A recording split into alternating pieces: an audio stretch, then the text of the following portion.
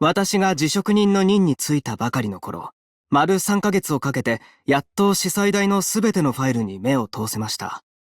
一方で、ドクターの机に積まれた書類の量も、かなり壮観です。ここの仕事に慣れるまでに十分な時間をいただけるのですよね。ドクター、私もご一緒させてください。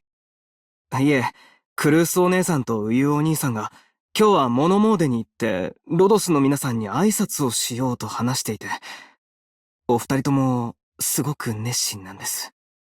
知り合った頃よりよっぽど。待ってください。ドクターは全巻の巡回をするつもりなんですか？こちらの剣の人揃いは、ユーメンにいる父が私のために手ずからこしらえてくれたものです。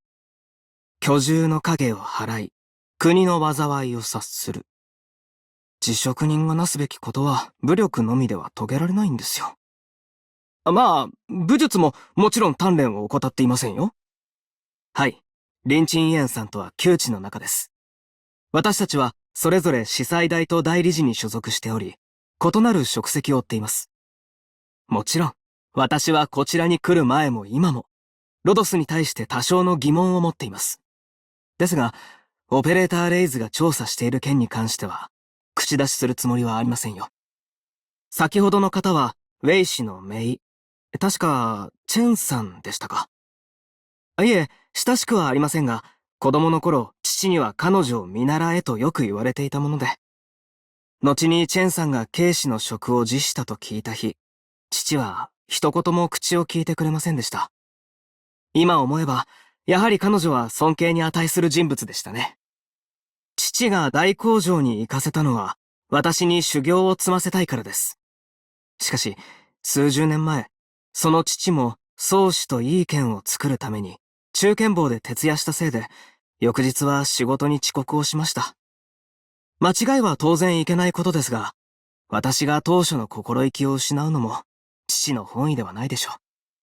彼ら兄弟姉妹から目を離すつもりはありませんが、二円が麻雀を打っているのをずっと見ているわけにもいきません。あなたも、彼女が気まぐれに大仰な創造物を生み出すのを見たことがあるはずなのに、それでも彼女を少し鬱陶しいだけだと？あなたはとぼけているわけではないのだから、始末が悪いのですよ。環状フラッグ争奪戦で競うのは当たり前ですが足さばきの技術です。最初にブリッジに登ったのは私だったのに、あのバルポのお姉さんが杖に乗って横をすり抜け、旗を奪い去ってしまいました。ドクター、不正行為をしたのは彼女の方なのに、なぜ私が負けず嫌いだと言うんですか？これは辞職人が携帯する手帳です。こちらに、あなたの観察記録を取りました。申し訳ありません。ただ、これによって確認できたこともあります。あなたは、この船の航行塔であると同時に、間違いなく普通の人間です。記録をつけたページは破棄しますし、これからドクターの身の安全も、私が守ります。獣は高度と行く。職を持ち、長夜にいる。こんにちは、ドクター。私はズオーラウと申します。ロドスに滞在している代理人の数は、燕国に迫る勢いですから、司祭台が人を使わすのが遅すぎたくらいですよ。実は以前、我々から書状を送らせていただいたことがあるのですが、記者はどうやら返信を失念していたご様子ですね。一階の製薬会社がこれほど戦場の記録と分析に長けているとは思いませんでした。誠に申し訳ありません。公職に就く身ですから、どのような形であっても昇進をお受けすることはできません。